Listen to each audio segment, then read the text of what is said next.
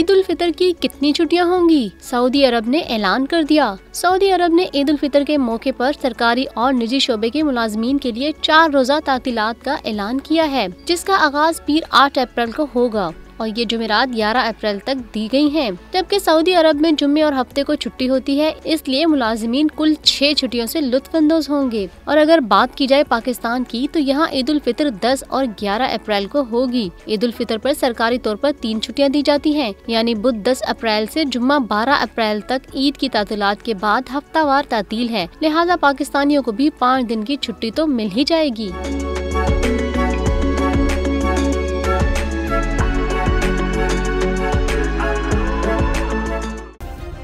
Subscribe करें और bell दबाएं ताकि कोई खबर रह न जाए।